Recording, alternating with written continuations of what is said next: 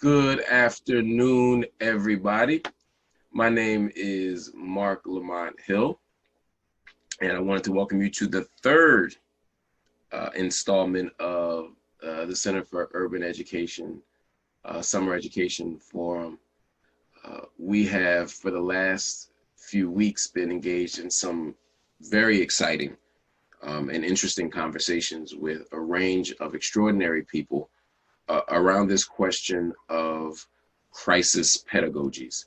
And what we've been attempting to do really throughout this entire series is raise important questions and have important conversations about communities, about education, and about the public good. And again, this week, we are very much excited and very much invested in having those very similar conversations. We have spoken to students, we have spoken to parents and caregivers about these issues, and now we will be speaking from a place of community perspectives, specifically health, faith, and action. And what we want to do is help make sense of this moment of crisis that we're in. You know, from COVID-19 to the range of actions that are going on around the country in response to state violence, to police-involved shootings, to civilian vigilantes, to structural inequality and injustice. We are attempting to make sense of it, not just to offer an academic analysis, but to try to produce some sort of insight, some sort of an outcome, some sort of practice, some sort of procedure, some sort of techniques, some sort of tactics that will allow us to push back against harm, to push back against injustice, to undo some of the damage that's been done by the structures that we all operate in. We want to leave the world better than we found it. And I think that's important for anyone who's involved in the life of the mind. But for colleges of education, it's especially important. And the University of Pittsburgh College of Education, under the leadership of Dean Valerie Kinlock, has committed itself to this kind of work. And the center itself, under the leadership of Dr. T. Elon Dancy, has really modeled the kind of commitment to not just thinking deeply and widely and creatively and ambitiously, but linking those thoughts and that practice of deep thought to action on the ground. So we are very excited, very excited to have a great group of panelists once again here. I'm going to introduce them, and then I am going to do my best to get out of the way. I had mentioned online earlier this week, or maybe yesterday, I tested positive for COVID-19, and I've been very sick this week. And I've been doing my best to get well, and I'm going to try to get well. But I didn't want to miss this. I didn't want to say this is one of the things that I said I absolutely have to do.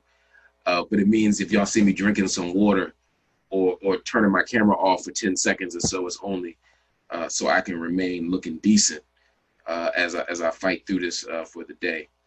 But let me introduce these wonderful panelists because I'm very excited to have all of them here. Can I start with Dara Mendez? She is a PhD and an MPH.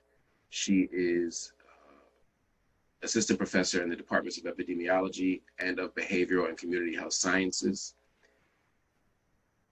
at University of Pittsburgh Graduate School of Public Health. She's also a faculty affiliate faculty member at the Center for Health Equity and the Geoinformatics Laboratory at Pitt.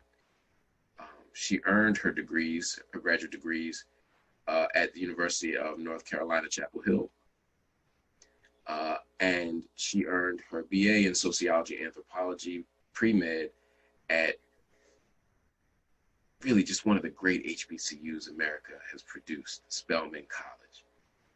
She applies a variety of methods and approaches in her work related to the complex intersections between racism, multiple forms of oppression, stress, and place in understanding Black maternal and infant health, as well as racial ethnic inequities in pregnancy, birth, and women's health.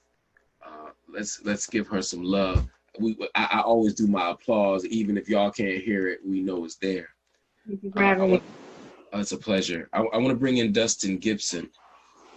Dustin develops what he calls heart work, a combination of both heart and artwork that embodies a practice of disability justice that can live, build, support, and be implemented by marginalized communities to address the nexus between race, class, and disability. Dustin brings lived experience, scholarship, histories, art, and resources into classrooms, neighborhoods, and carceral institutions to support people in collectively imagining and building a world free from institutionalization and incarceration. He's a founding member of the Harriet Tubman Collective, the Disability, Access, and Language Justice Coordinator at People's Hub, and a peer support trainer with Disability Link. Give it up for Dustin Gibson, please. Kelvin Bullock, Dr. Kelvin, Daniel Kelvin Bullock is a graduate of UNC Chapel Hill and NC State University, and currently works as the Executive Director for Equity Affairs with Durham Public Schools. In this role, he specializes in identifying and reducing inequities that exist in students' educational experiences. While not restricted to any particular disparities, the foundation of his work is in addressing racial inequities. Dr. Bullock has been an educator for 15 years and previously served as a social studies teacher and curriculum specialist. Dr. Bullock is the husband of Dr. Ronda Taylor Bullock and father of son Zion and daughter Zaire. He's also the author of an important book chapter in engaging the African diaspora in K-12 education. Let's show some love for Dr. Kelvin Bullock.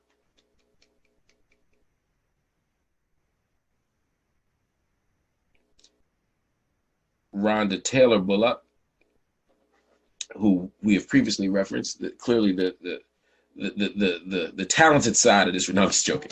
Ronda Taylor Bullock is originally from Goldston, North Carolina, and earned her doctorate in 2018 at UNC Chapel Hill in the Policy, Leadership, and School Improvement Program. Her research interests are critical race theory, critical whiteness studies, white children's racial identity construction, and anti-racism. Prior to entering her doctoral program, Dr. Taylor Bullock taught English for almost 10 years at Hillside High School in Durham, North Carolina, where she now resides.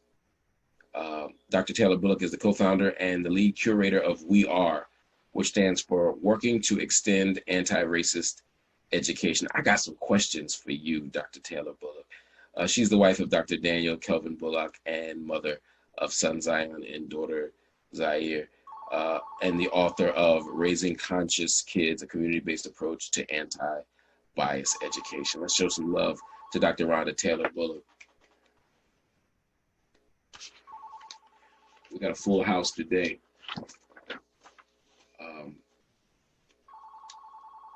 Dr.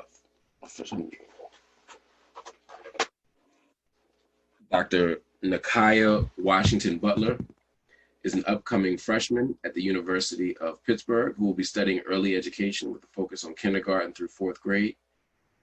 I'm proud of the person that I'm becoming, she says, and I've learned that the more I continue to speak on things, the more issues I can bring to light. I get especially excited to talk about racism and white privilege, and I love to debate controversial issues with facts to support or discredit opinions. That's what I'm talking about. I do too. I first got involved with protesting during the student actions in support of Antoine Rose and have been activated to do more on behalf of young people. I was really excited to find an internship at Pitt's Center for Urban Education that matches my passion of wanting to change school systems to make it equal for all children, changing the tactics they use for Black children because the school system wasn't built for us. Let's show some love to Nekiya Washington-Butler.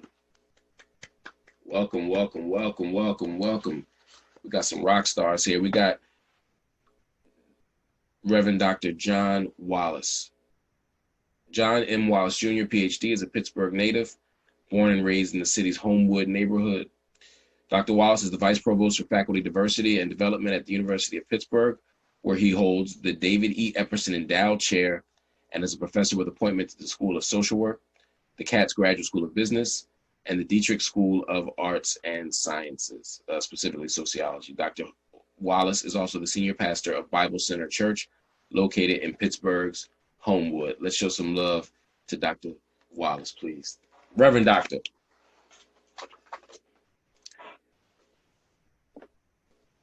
Tim Jones. Timothy Jones is an esteemed educator and youth development specialist whose work is centered at the intersections of hip-hop pedagogy, youth development, and artistic empowerment. Timothy is the Chief Visionary Officer of Hip Hop Ed. Since 2011, he has served as its curator and lead moderator for the weekly Twitter Cypher. As a business leader, Timothy founded Techniques for Learning LLC to house his consultancy and artistic works. Timothy is a sought-after lecturer, trainer, and curriculum developer for schools and youth serving organizations throughout the nation.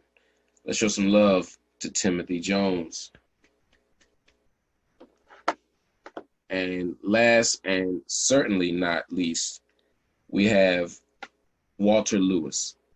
Walter Lewis is the president and CEO of Homewood Children's Village, where he oversees HCV's work and partnerships across the cradle to career pipeline.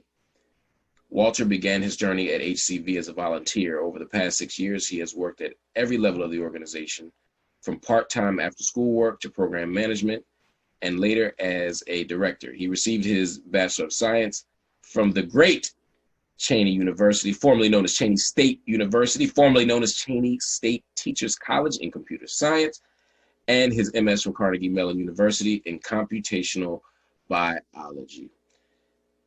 Walter currently resides in the Homewood community with his wife and their 4 children. Let's show some love to Walter Lewis.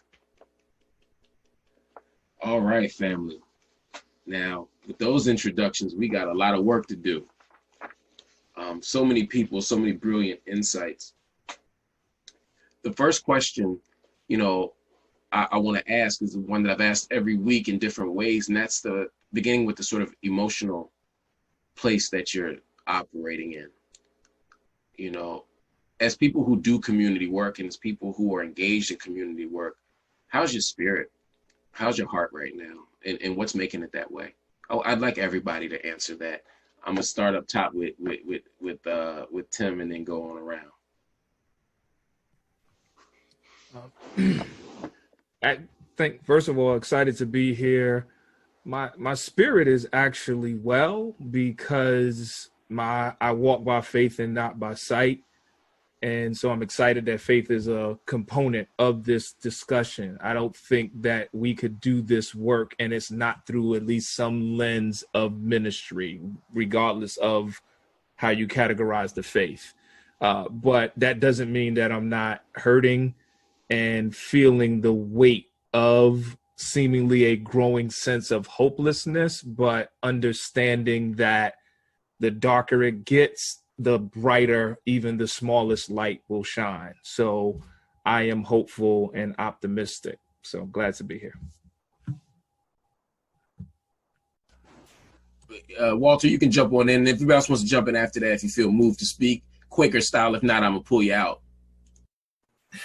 Well, again, afternoon, everyone. I'm grateful to be here as well. I think, similar to the perspective that Timothy shared. I mean, I think the reality is, it's been tough being Black in America for a long time. And I think, there's a lot of that we've just kind of carried and you just get used to carrying the weight. And I think that this current moment that we're in with so much of a spotlight and so many things exacerbating it, it's kind of just sort of, kind of woken up a lot of people, I think, for the first time. And I think for some of us who have been just carrying that weight, it sort of made you more aware in some instances of just how heavy this load has been. And so I think in some ways I'm encouraged by just so many of the conversations and the dialogues that I've been having with folks that we've been talking about some of these issues for forever. And then I'm also encouraged by some of the newer folks that have just started to get into some of these conversations. And as Timothy said, I think it makes you more hopeful about what's to come in the future. I mean, we're certainly in a crazy time, but I think that, you know, I believe that there's something much better and much brighter on the horizon.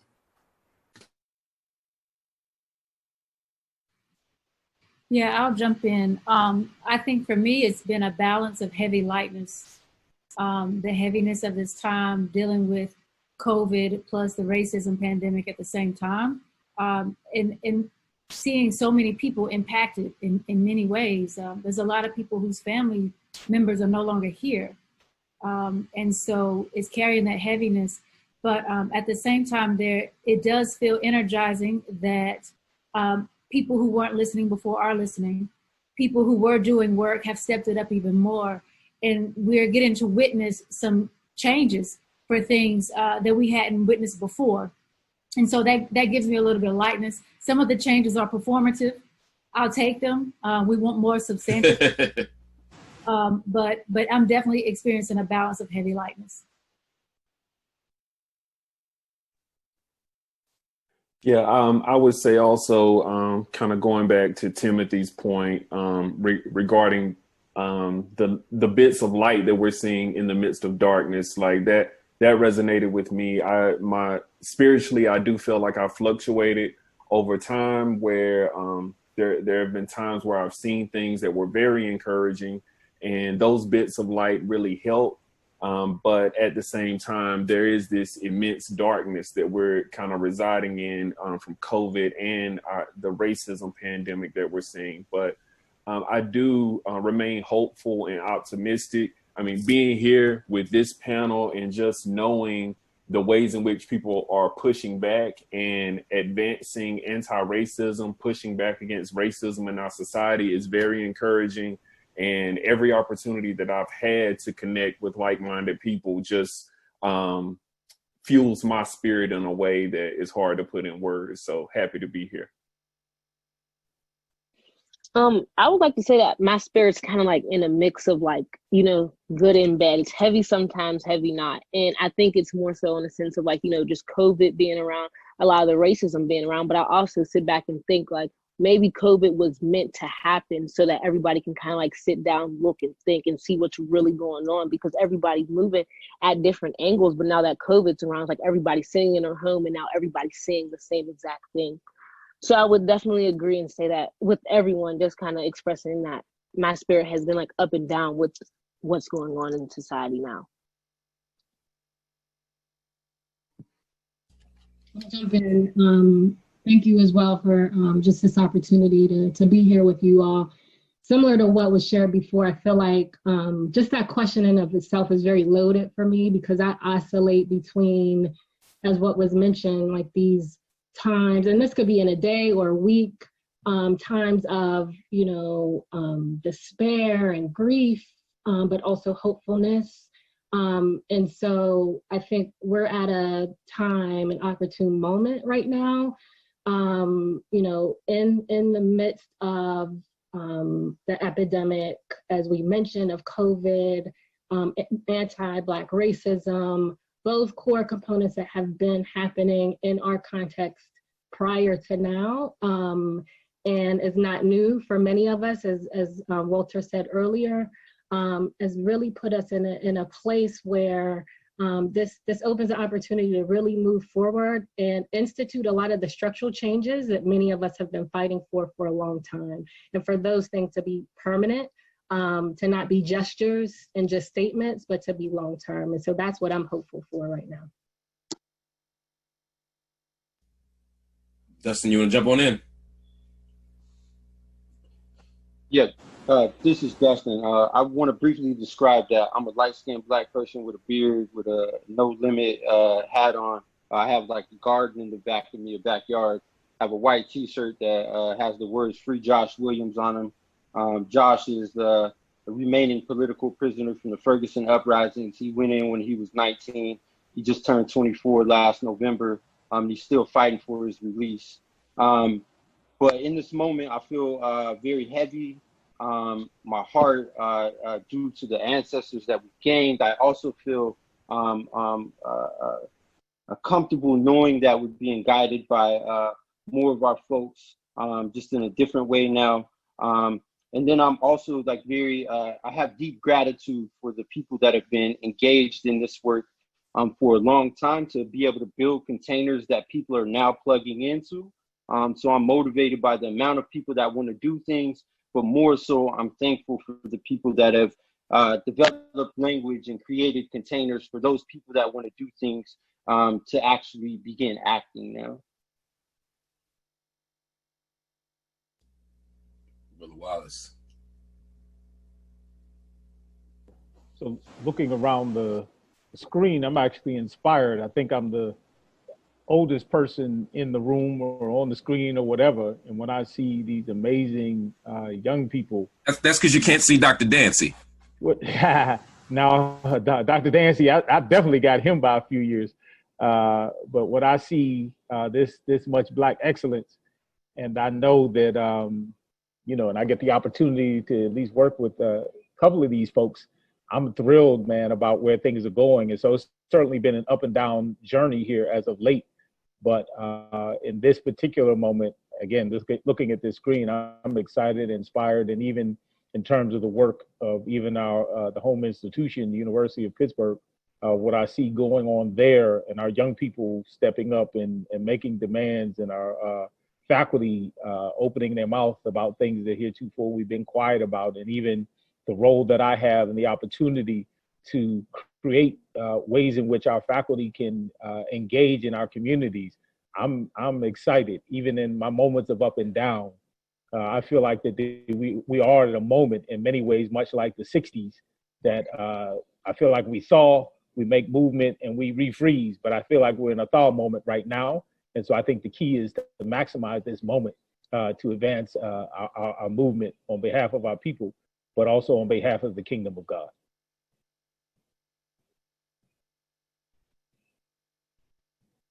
So let's start by talking about some of those factors that got us into this moment. I think we would probably all agree that a long-standing series of structural issues, political arrangements, policy decisions got us here, that nothing happened overnight. Even any overnight struggle, any overnight act of resistance, any overnight crisis is usually standing over a whole bunch of other stuff that we often don't take into account. So I'd like to unpack some of that stuff. But I'd also like to talk about some of the most immediate and urgent issues that we've confronted as a nation in the last 6 months. I want to start with COVID-19, because in so much of what we do in our day-to-day lives, both as individuals and certainly as communities, it was disrupted in March of 2020.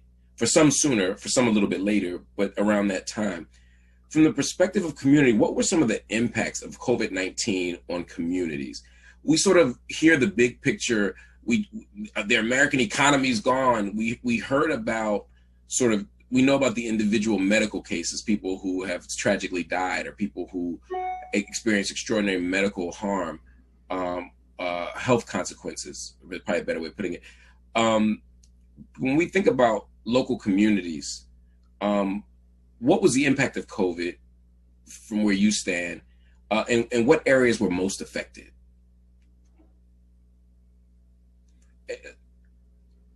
Let me actually start with you, Nekiya, because you're the wisest one among us. You got the student perspective. When it hit you, what was it like for you as someone coming into a university, as a new student? What did you see? What did you experience? What other parts of your community were affected by COVID, if not that? Well, I wouldn't say personally my community, but I would say, just around me, because I live in an area to where it's like, it's not it's more predominantly white, and also around me are predominantly Black areas. And just looking within those predominantly Black areas, you seem like the mom and pop shops not open. So a lot of those shut down around my area. I have family members just around me who were laid off on their jobs. Now they're getting unemployment. There's just a lot of different issues that I would definitely say affected, just like, more of the Black communities with COVID. I feel like when it came down to COVID, the areas that were mainly affected were, high poverty areas, areas with, high population of African Americans. I think that's what COVID really affected when you're looking at in a standpoint of like local community areas. Absolutely. Who else wants to jump in? Somebody like they're about to jump in. Let me go to you, Dustin. Actually, because I'm interested to see sort of how you're thinking about the effects of COVID on life. Because again, I think it's easy to look at the sort of obvious areas, but as someone who thinks about art, as someone who thinks about culture, as someone who thinks about all these other dimensions, what did you see affected and how? Yeah, this is Dustin. So I guess like a part of my community and part of my work is people that are in sites of confinement, and I'm saying that broadly, like psych wards and nursing facilities and jails and prisons, all of these places that they're not designed to have any type of social distancing. So thinking about the people that have died the most from COVID, or at least our failure to respond to it in an adequate way, have been people in nursing facilities. Also, another, I guess, a benefit from the pandemic is the amount of access that has been granted to non-disabled people in this moment. A lot of the things that we're doing right now, even this call and education in this format, are things that disabled people have been demanding for generations and have had that denied for a myriad of reasons. But right now we're seeing non-disabled people get those accommodations, whether that's being able to work from home, whether that's being able to consider someone else in their needs when we're talking about PPE. So for my community in general, it's impacted the most. Folks who living with disabilities are people that are at the highest risk. And one of the things that's happened has been an erasure of that disability identity. And we kind of talk about it in terms of people that are at risk or people with health conditions, which extracts the political designation of what it is to be disabled, and the social identity that comes along with that as well. So one of my concerns going forward is, one, this access will just disappear again. And then two, we'll have a lot more disabled people because of COVID. And I don't think that we're actually preparing for what that looks like. No, I think that's an important point. And as you were talking about sort of spaces of confinement, I was just thinking about, and I've been writing about this lately, sort of the sense of disposability that we assign to people who are in these spaces, whether it's prison, where we say, well, if you got COVID and you're in prison, then, well, you're supposed to be there. So whatever happens, happens, right? The fact that people, like you said, don't have access to personal protective equipment, the idea that folk can't establish social distancing, and not to mention the sort of the cruelty of having people in places like New York actually make personal protective equipment and hand sanitizer in the very spaces where they can't access them, risking their lives to save others, is pretty cruel. But then also in nursing homes, which is another space within the community that I think we should raise some questions. And I'd love to get you in on this as well, Dr. Mendez.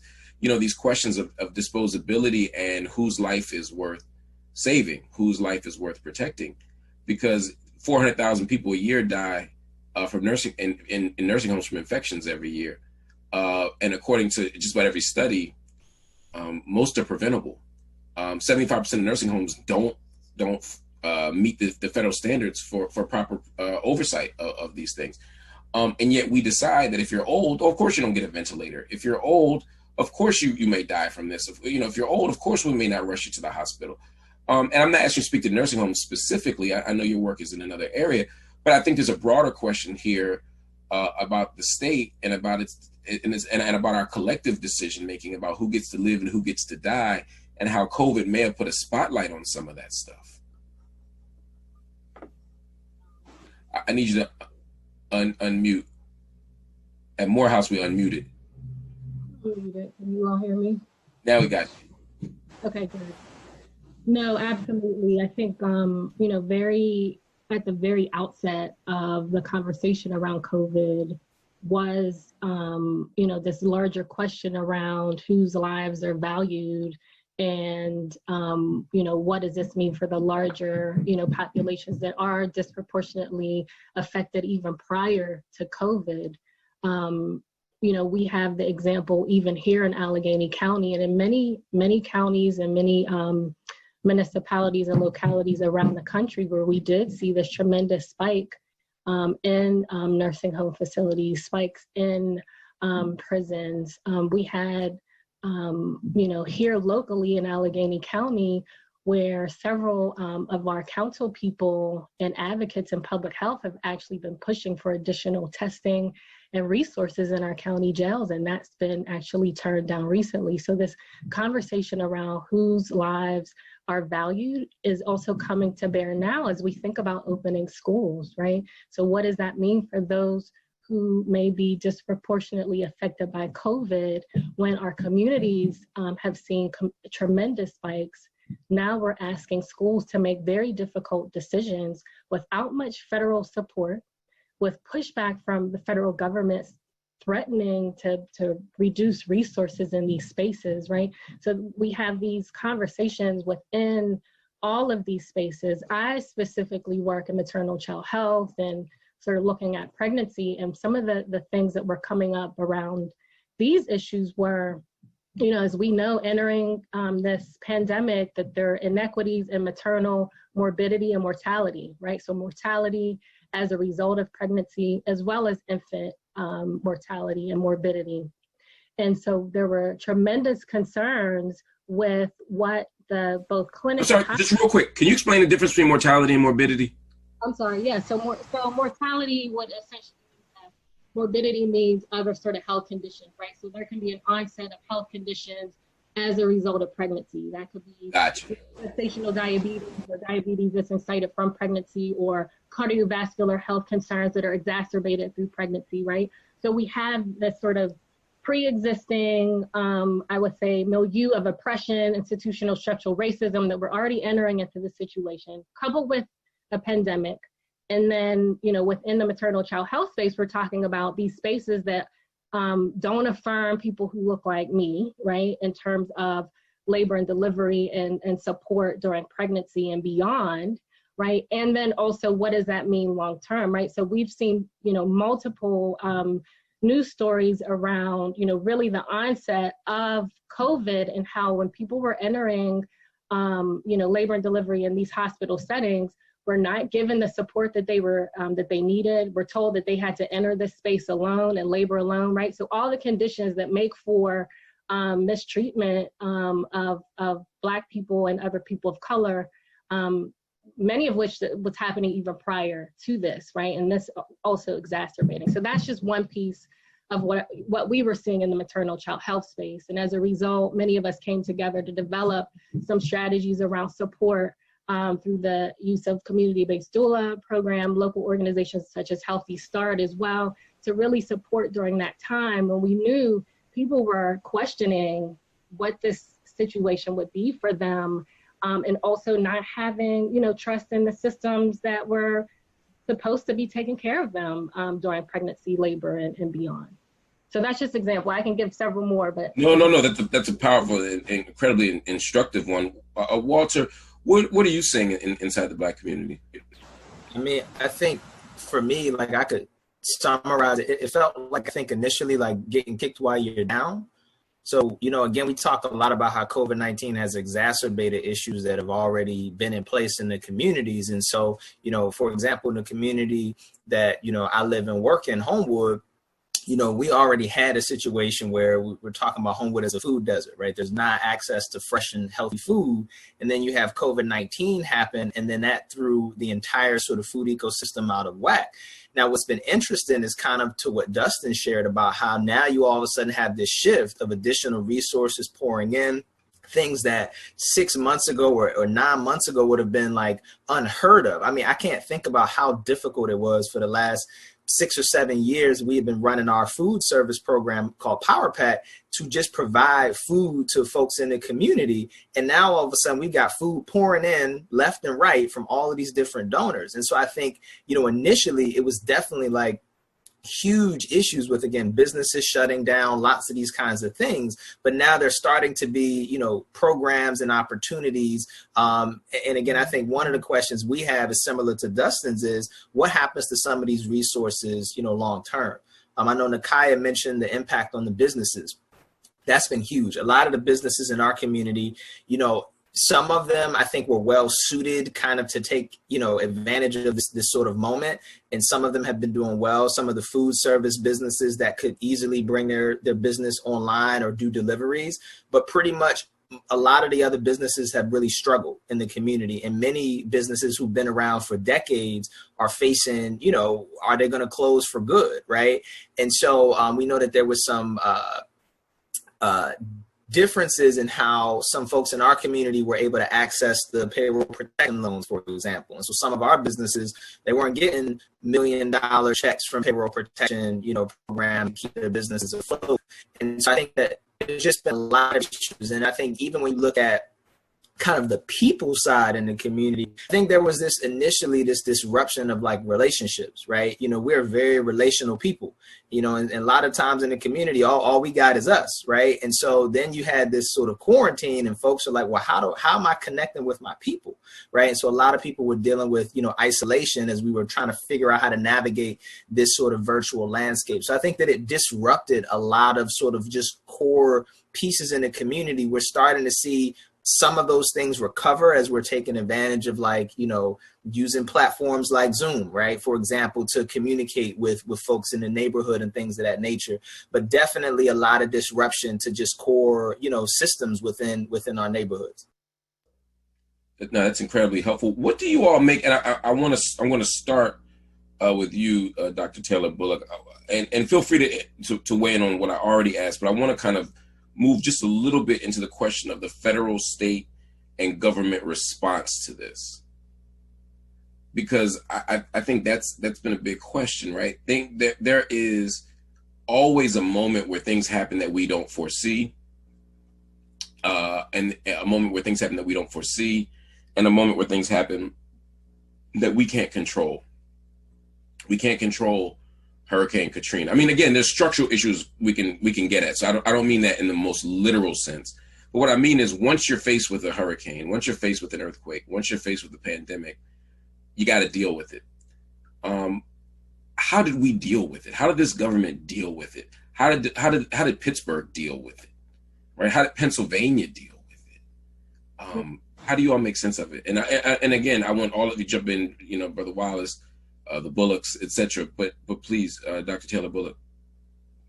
Yeah, I would just say that federally, I feel like we failed. The country has failed itself. We failed ourselves. And we've had plenty of time to make adjustments. We had plenty of warning. I like to tell folks, my mom was texting me and my brother and sister back in January, asking us about getting masks. And at this point, nobody's talking about masks. We're like, my mom, she's rural, small town. Mom, you watch too much news. For a month and a half, we were telling our mom, nothing's about to happen. You watching too much news. Then by the end of February, we're like, Mama, did you get us a mask? So I'm saying, like, if my mom knew to prepare, first of all, trust Black women. But if my mom knew to prepare in January and was sending out the warning calls to us, our kids in rural Chatham County and in North Carolina, why didn't our government know? Why didn't our government do better? Why didn't our government do better to prepare us? And how is it that in March, we were struggling to find masks for everyone, struggling for PPE equipment. So there hasn't been a unified federal response that has been helpful. And so what we have is different states, different governors, different even mayors making decisions for their for their local communities. So it's a whole bunch of different responses, a whole bunch of different success rates. I will say in North Carolina, our governor was much more responsive and thoughtful about how we should close things down.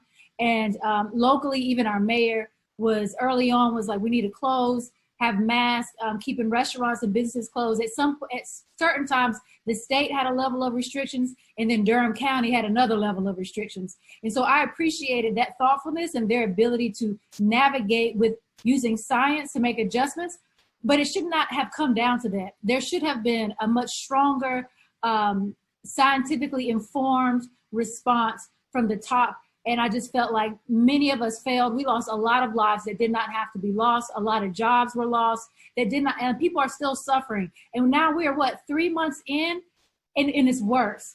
And so I just feel like we were failed on multiple levels. And I appreciate local leadership that had the forethought to, okay, the government's going to government at that level. We got to do what's best for our people here. And so I can appreciate that stance, especially locally here in North Carolina.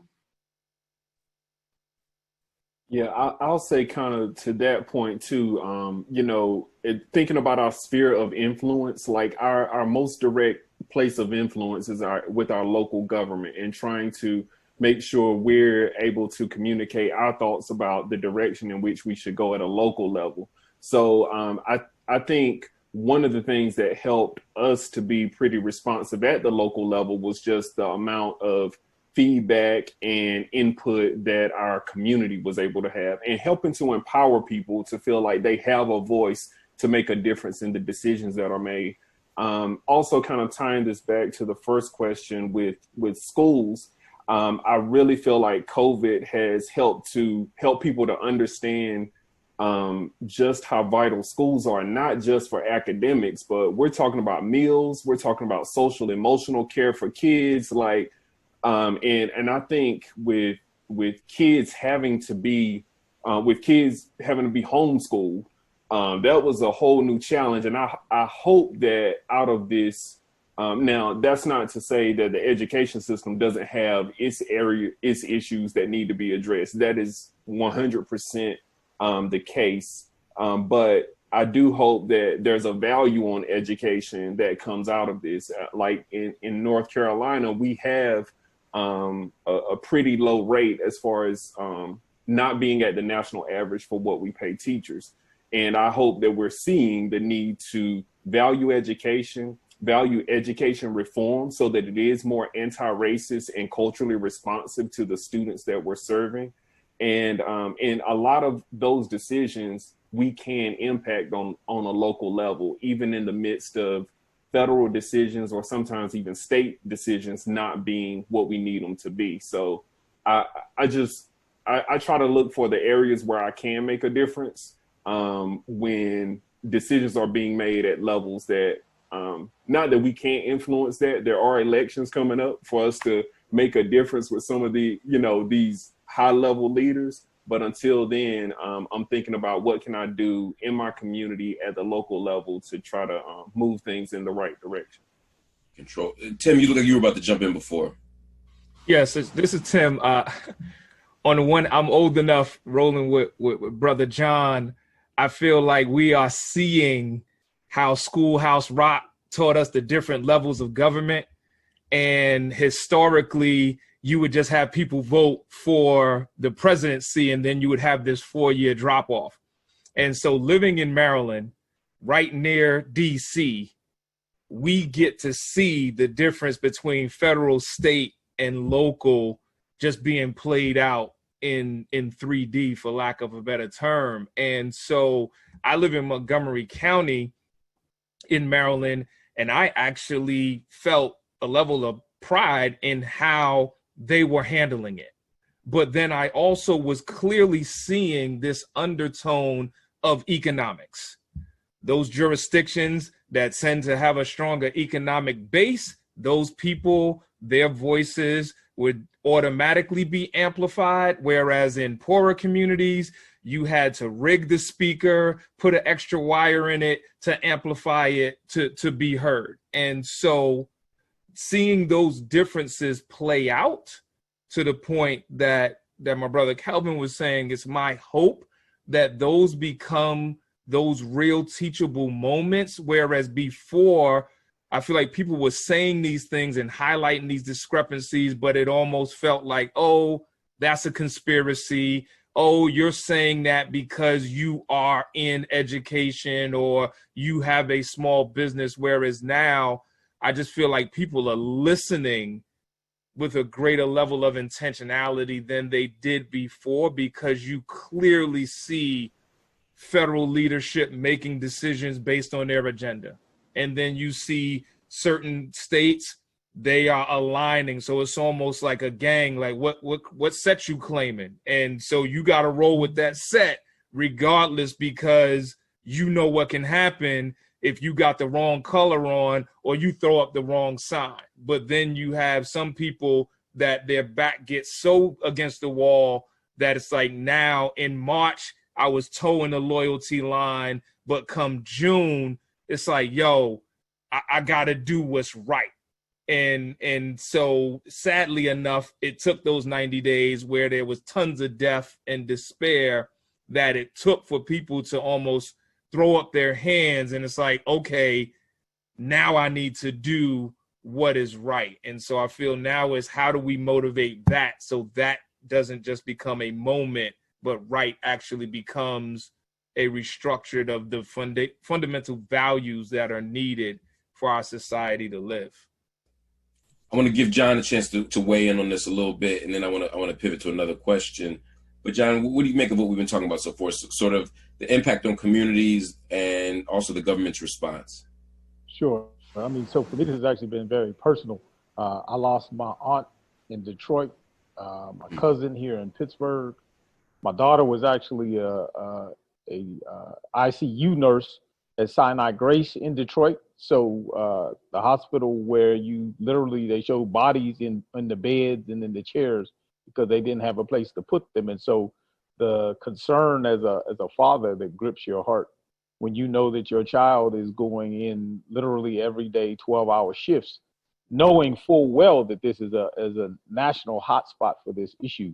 And so I've been deeply concerned about the impact of COVID-19. And then, of course, as a pastor as well, feeling a sense of responsibility for our members. And so here locally, I think our governor has done a good job, and largely because of the laxness of our federal government, unfortunately, we find ourselves on this kind of up and down, businesses opening, businesses closing, constricting, getting a little larger. We have right now running programming for young people and with young people as employees that we're going to have to let some of them go home, unfortunately, because these numbers are up and down. But I feel like largely we've failed. And then, of course, we have to take responsibility for those of us who act like this thing is not real.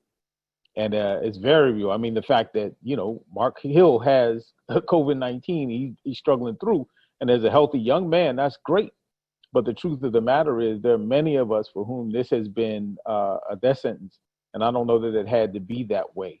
And so the unwillingness or the inability to take science for what it's worth, while at the same time, and even with some of our churches, wrestling with this question of, do we go in and is this a matter of faith or is this a matter of science or whatever? But I think the reality is the demand for all of us to try to influence at whatever level we have and to say, listen, as a people, this is a very real deal. And we have to use both our science as well as just, say common sense to be careful, while at the same time we jumped in, and so we're feeding young people, we're trying to employ folk, we're still trying to do the work. And so the reality is we have to still do what we need to do while at the same time taking as much wisdom and advice around hand washing and wearing face coverings and physical distancing, not social distancing, right? It's important that now even more than ever that the social, meaning the relationship stuff, that idea of keeping people connected to people, that has to be a front burner issue while at the same time being sensitive to the need to be socially distant. So again, this has been a tremendous moment. My only quest is, and my hope is that we use the lessons learned and that we see this as an opportunity to fix some of those broken systems that we've allowed to languish for so long. And as you relate to the school issue, I mean, it breaks my heart that we have some of the lowest performing schools in our state, and our kids have lost 3-4 months of education. And the question becomes, what are we going to do about it? both as a people, our school districts, I think we have to demand, and then even our parents to equip them where possible. But I mean, what do you do when, our parents, many of them don't have technology, don't have Wi-Fi or broadband internet, and kids literally trying to do homework, sharing a cell phone, trying to do homework. This has made some of these cracks in our society so visible. So the question will be, what will we do as we come out of this and find ourselves in the next normal? And hopefully it will mobilize us as a society to recognize that this has a tremendous negative impact on all of us, wherever you are, racially, on the social economic status or whatever. This thing has hit all of us very hard. And so the question is, will it be enough for us to galvanize to actually do something? Let's talk about schools a little bit, because obviously we're talking about communities. You can't separate communities from schools. What role did schools play in responding to the COVID-19 crisis? And also, how are they impacted? So it's a bi-directional question. I think in previous weeks, we've talked a lot about sort of how schools were impacted in certain ways. I mean, obviously they closed, and that leaves some certain gaps there for the community. But also, schools also have a responsibility to community, and how were those needs or responsibilities met or not met? So, so you guys can answer either. You all can answer either part of the question. Sort of what role did schools play in responding, and how were schools impacted? Kelvin, maybe we can start with you, and then and others who want to jump in. Well, speaking from our experience in Durham, what happened with us is we immediately shifted to setting up a system for providing meals for families in our community. So that was like the number one response. How will we continue to make sure kids have access to lunch? And so our schools essentially became feeding centers once schools closed. We went from there to kind of develop packets to go home so that kids would have access to some learning materials. At one point, we had to transition from providing the meals at school sites to working more with community organizations to provide those meals. So we went through a number of different shifts in trying to care for kids, care for families, care for our communities once schools closed. And again, for me, what it exposed was, academics, of course, that's a main focus of what we do in schools, but there's so much more that's provided. I mean, we were also sending resources home for parents to engage their kids in conversations around what was occurring with COVID and how it impacted people from a health standpoint, and why it was important to wash your hands and not touch your face. Some of the different things that we were saying to socially distance. Like, all of those became a part of the work of the school system and spreading that information into the community, because like the school system in so many ways, it has touch points with communities in ways institutionally that other institutions may not have. So we had to utilize that to spread information and get resources out. I want to bring Nekiya back in. Nekiya, as a student, how did you feel like schools were responding? Particularly, you're in this interesting transitional period as you're getting used to college, and then suddenly college is very different than anybody could have imagined. How did you?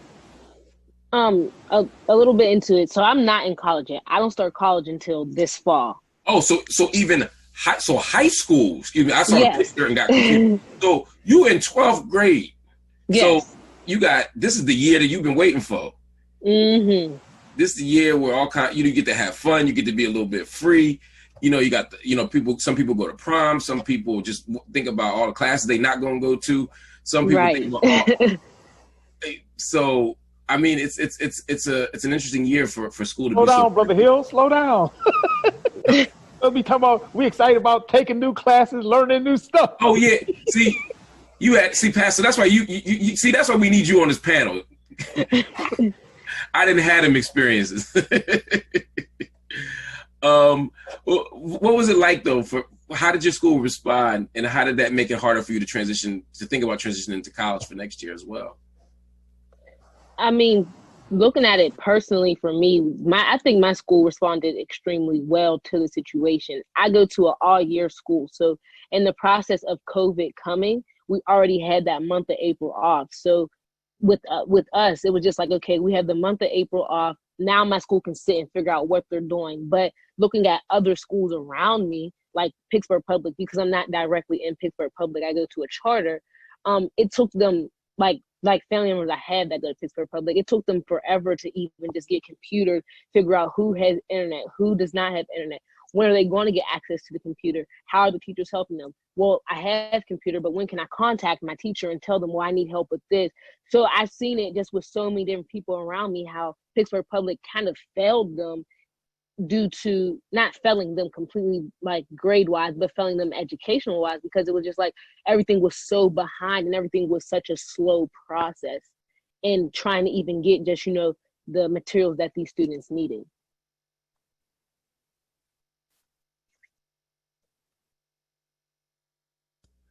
Absolutely.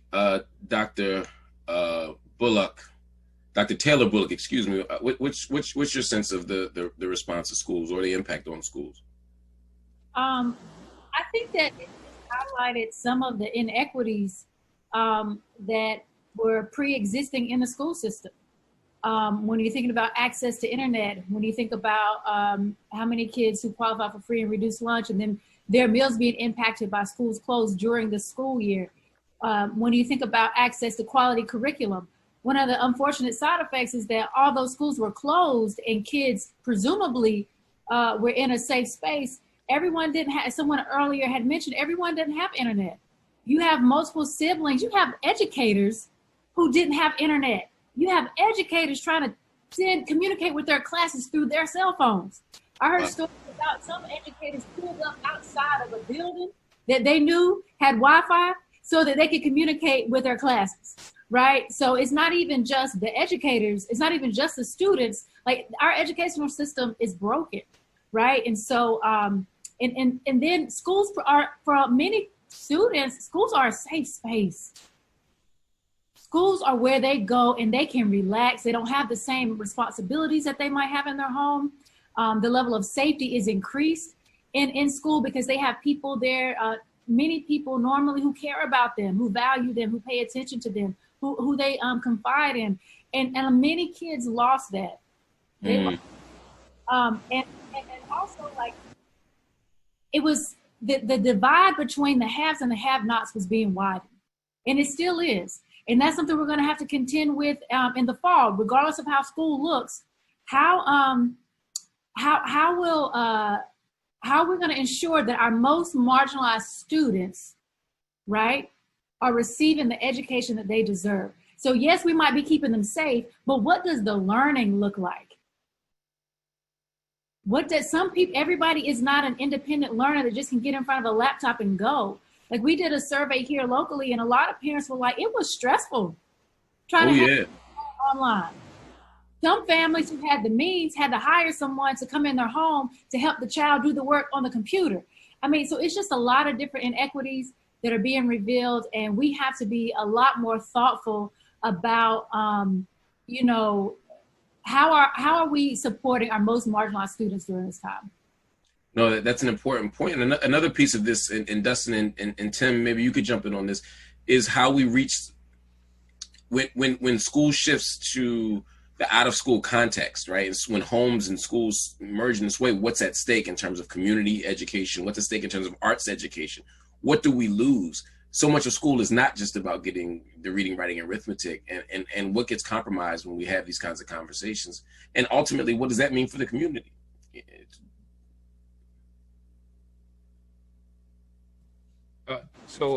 Perfect segue, because as Dr. Taylor Bullock was talking, and I was just thinking that what has happened is honestly due to some of the failures of other pillars in our community. The scale tilted and a whole lot was being put on schools, even though school as an industry is lagging behind so many other industries. So you have an industry that is archaic, trying to educate for a 21st century that's fluid. So they were already set up to not be successful from the gate.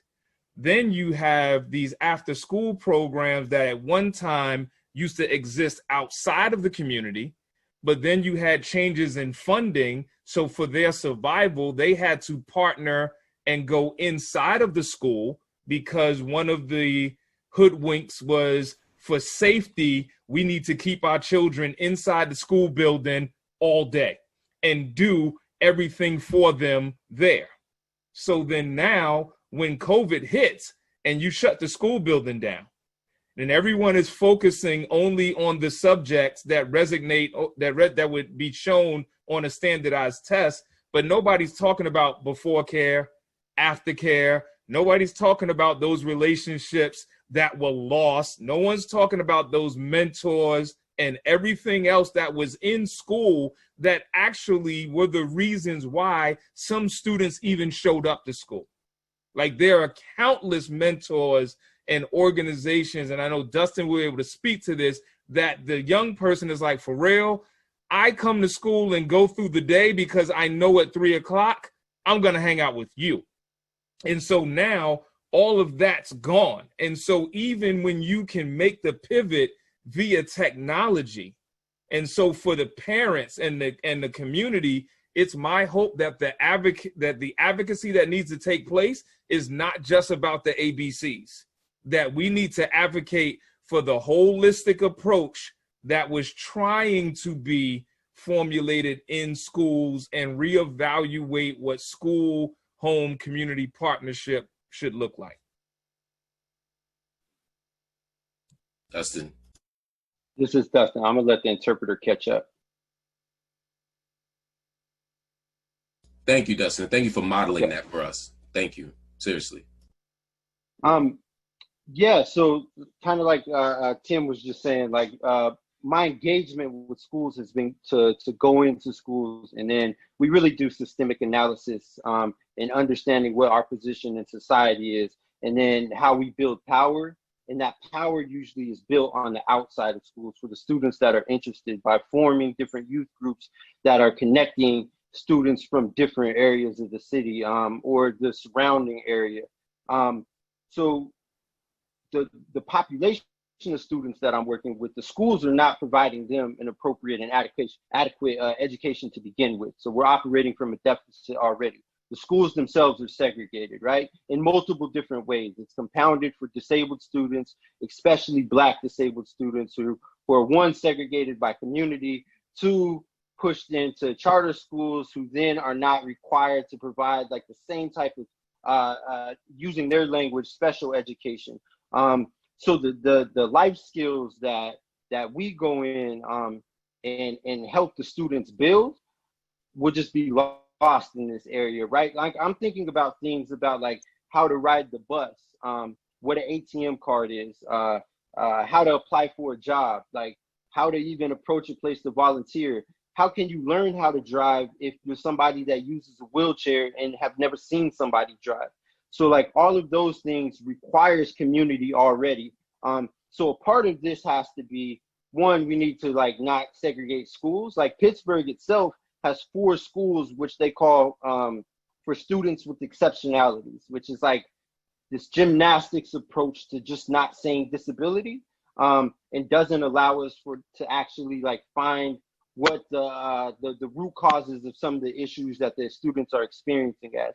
So there's segregation. We don't need to actually have that, right? We could have an active learning environment where we have disabled students along with non-disabled students, and access being something that benefits all of us, and it's not something that's special. So that's one thing that happens. Another a part of the equation, I guess, with the community organizations and really just individuals, because a lot of the folks that I know that are doing work with young people are not a part of organizations. It is, how do you support those people? A lot of these people are doing that for free, right? So when I think about education and how we can redistribute funding, that has to be a part of it. Those folks like Tim was talking about that support those students after school, and then not just be relying on grants and foundations, right? So to get those type of grants, we have to paint our children to be the most unintelligent, bad behaving children in order to access that. We have to pathologize them in order to get something. No, it's an absolute shame and a crisis even that we have to use those measures to get things that should be part of a public good. And that question of the public good is something that I want to pivot to or continue to drill down on. Dr. Mendez, I want to go to you because public health is something that a lot of us haven't had to think about a whole lot until recently. It's something we just sort of took for granted. And now some of the questions that are being raised around public health and race, the work that you deal with and you've been thinking your entire professional life about are questions that are being laid bare right now. I mean, we understand educational inequality. Many of us study that, and we understand lack of access to jobs. But when it comes to public health, particularly a public health crisis, it's hard for some people to see that along race lines or to see how race could factor into something like that. There's a way that we universalize the experience of COVID, for example, right? We're all the news media would say, "Oh, we're all vulnerable. We're all sick. Anybody could get COVID. Doesn't matter what race you are. COVID doesn't have a name, doesn't have a color, doesn't have that became the discourse immediately. Help me understand. Help me unpack how it could be more complex than that.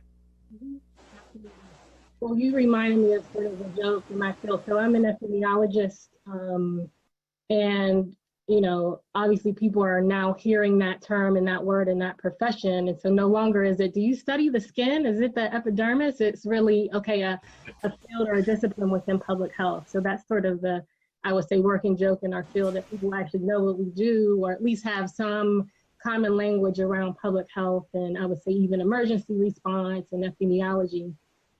But for those of us who actually study and work in both applied public health and in these academic spaces around inequities, we weren't surprised at what we see now.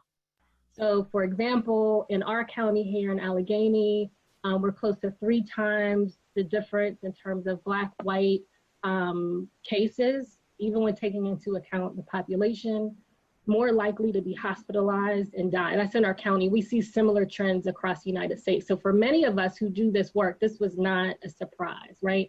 And we knew, many of us as well who do work on, I would say, social, structural, and political determinants of health, that it's not just healthcare, right? All these things that we're talking about, the inequities that we see in the educational space, we know have an influence on health.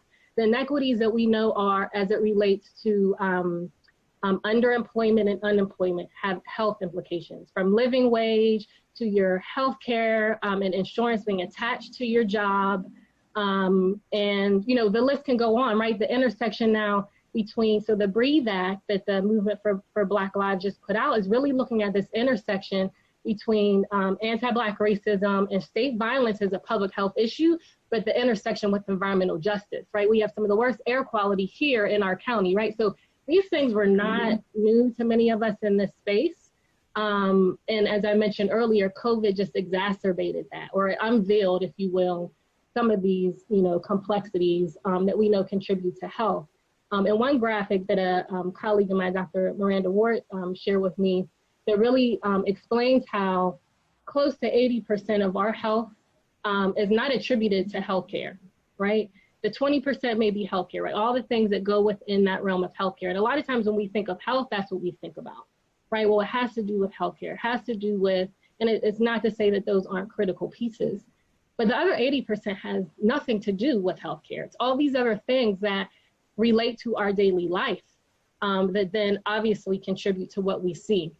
So it's not just, COVID is influencing our overall population, one, because of the lack of the federal response, two, because states now have to kind of figure out what they need to do, and then as well on the local level, but also because, these are things that existed well beyond and prior to, right? And so when you have sort of the confluence of all of that, what we see now is, really unprecedented. And, those who are more likely to just be disproportionately impacted by all the other things I just mentioned to you are also those same people to be more likely to be disproportionately impacted by COVID and the antecedents. The one thing that we're not talking about that I do want to mention is we talk about the long-term economic impact, but we're not talking about the long-term public health impact and the long-term health of the population, right? We know that COVID, it's a younger population now that's becoming sick. And once again, still a disparity, inequity by race, right? Black folks, indigenous folks, Latinx populations. But there's a long-term effect that we just really don't understand in terms of how COVID affects our bodily systems and what that means long-term for populations, what that means for our overall public health infrastructure that we know is in a fight right now with the federal government. I mean, there's talk now in our field about the ways in which data now is being shifted from CDC, once again, being sidelined to directly to the White House and HHS. So what does that mean for us? We don't know, but many of us question, is that another way to eliminate the transparency and ways in which those of us who may not be in these federal agencies are almost keeping tabs of what's happening nationally and then locally? Wow, that's a scary that's a very scary proposition, because there's a lack of transparency combined with a profound and warranted lack of faith in these federal institutions to maintain or to protect our health and to advance anything close to justice on these fronts. Reverend Dr. Wallace, I want to ask you about faith institutions, because they're a central part of our community. And anyone else can jump on this who wants to as well, but I had to go to you because when I look at the role that faith institutions can play in our community and do play in our community, I then have to bring up this question of COVID. Are faith institutions, particularly where you are doing the job, how are they responding? Are they being looked to as proper resources for this? In other words, is the government looking to churches as a place for testing or as a place to distribute proper information?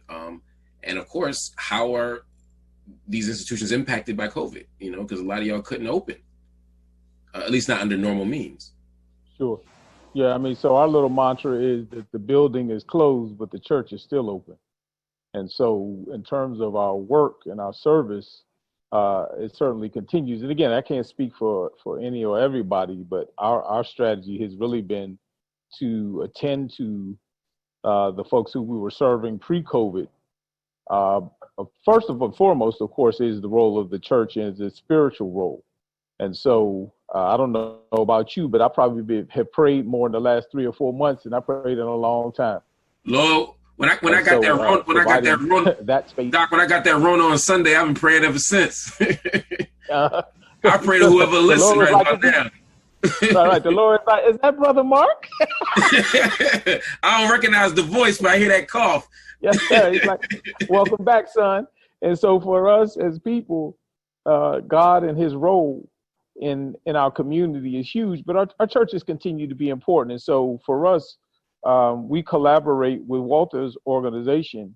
And as of July 13th, we've delivered 44,640 meals to children in our neighborhood, 15,022 diapers, 36,000 pounds of produce. I'm sitting in the Uncle Bobby's of the West. We ain't sweet as Uncle Bobby's, but we tried to get there.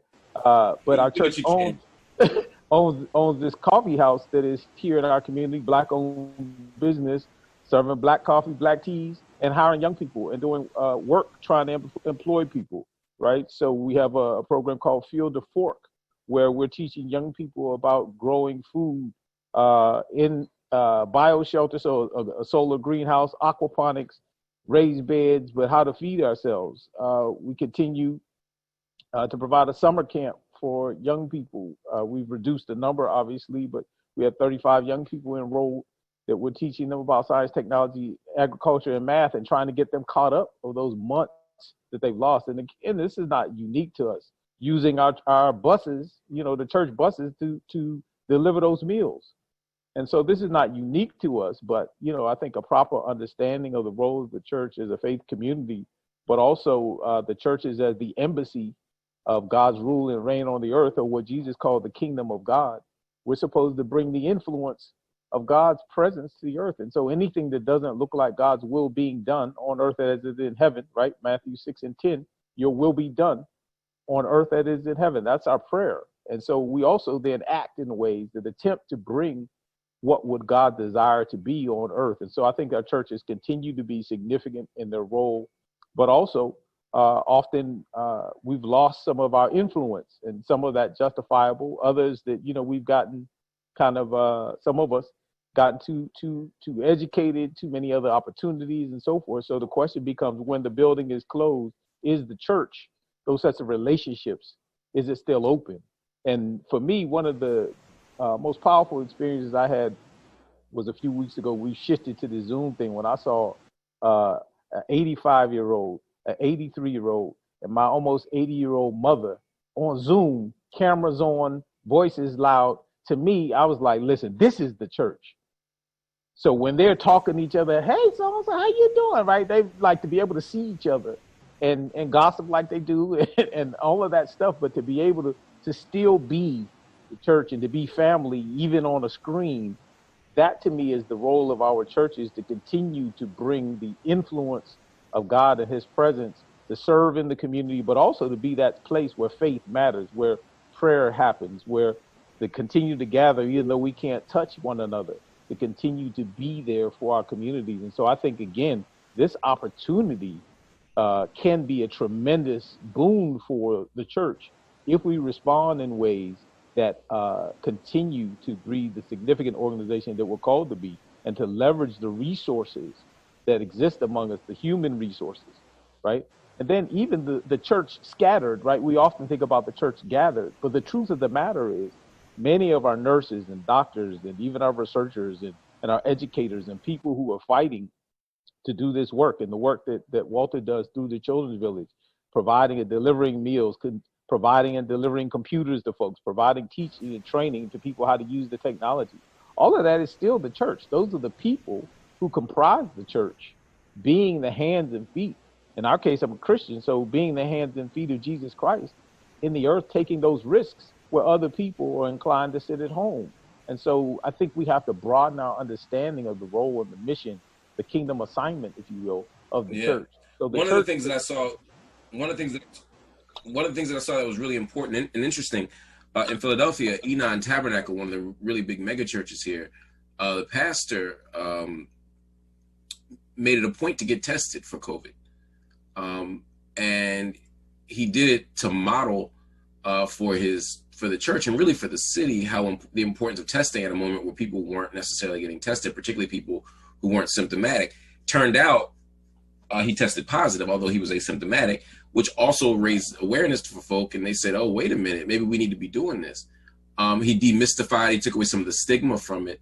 But he also opened up to people the possibility, the reality that we could have COVID and not know. And it was important work. And I'm thinking about, as I'm hearing John and Dara talk about this, when I hear John and Dara talk about this, what I hear is also the need for public health, particularly in applied context, to be looking to churches and to be looking to mosques and to be looking to synagogues as spaces to do this kind of work, so that it's not the government over here and the church over there, but to understand that if we're going to reach Black folk, we got to reach Black folk where they are, whether it's the church, whether it's community centers, whether it's Magic City. I don't care where it is. I just want to test it. Walter, you ain't living right because you're laughing. And let me pivot to something else, because I know we're running short on time, and I don't want to keep y'all longer than I'm supposed to. But I want to talk about this question also of safety in the street, not just from COVID, but from police. Nekiya, you are a young person who has to navigate the city of Pittsburgh, but also this country. What have you made of the last few months, in terms of what we saw with Breonna Taylor, George Floyd, Ahmaud Arbery? When you see all this stuff, how are you making sense of it? That's kind of a difficult question. I think, I don't know. It's just I feel like I haven't made like a complete feeling on how I feel about the situation. I think right now it's more like like, it's a mix of like anger and hope at the same time. And I say that because I'm angry about the situation, but I'm feeling like now that so many people are seeing it, because I look at the situation in the sense of, okay, well, this has always been like, this has been happening. It's just that now it's being recorded and being reported. You know what I mean? So that's where like the hope behind it is coming, because now it's like more people are starting to see the situation and seeing the many situations that are going on with the many injustices within, you know, there's like police brutality and etc. But it's just, I don't know. It's like, as youth, it's like, I don't know, it's kind of hard to like form a, like, how you feel on that situation, or how, like, I was just going to ask you, did the events change the way you saw police or the relationship between police and community, or did it reinforce what you already thought? I think it reinforced, because I already had a strong opinion on how I felt about police, and I feel like just with the events coming upon, it just kind of made me feel even stronger about how I feel about them. And how'd you feel? I already had incidents with the police in my childhood, I guess you can call it, and it affected me. And I think it's a lot of trauma with the police. So with events being shown and watching them on video, just kind of just made it a little bit worse for me about how I feel about them in the first place. You use that word trauma, and I'm going to circle to all of you on this, but I want to go to you, Dr. Mendez, for a second, because when I hear words like trauma, it just reminds me of how there's been a move for some of us outside of public health to sort of follow the lead of people inside of public health a little bit more, to think about some of these issues around racism and police brutality and other things as public health issues, and not just as sociological issues or what have you. How might that be a useful approach or not useful? Sorry, just so I'm clear on the question, how might what be a useful approach? To think about some of these issues as public health issues around racism, anti-blackness, white supremacy, etc. Yeah. Some of my training, early work, conversations around oppression, racism as a public health issue was really founded out of, Black leaders who were thinking about the impact of this. So not only as we talk about state-sanctioned violence, but as we think about all the different sort of sectors that I mentioned in institutions earlier that are built on structural and institutional racism and oppression, right? So when we think about housing as a health issue, when we think about the stress and the trauma from not only witnessing individually state-sanctioned violence, but as a community and what that means, and knowing that as I walk through life as an individual, that I'm a target or that I'm more likely to experience that. And that shows up actually in research and studies in my space in maternal child health as it relates to adverse birth outcomes and perinatal outcomes, but we see that in terms of mental health outcomes. And I'm sure Dr. Wallace can kind of speak of this from that perspective as well. But there is documented evidence that this has a wear and tear on our bodies that has long-term effects on our communities, right? And so it's not just merely, okay, that's a bad thing, but what does this mean and how does this sort of get under the skin, both for as it relates to sort of these public health outcomes, but also the larger institutions and structures that contribute to that in the first place.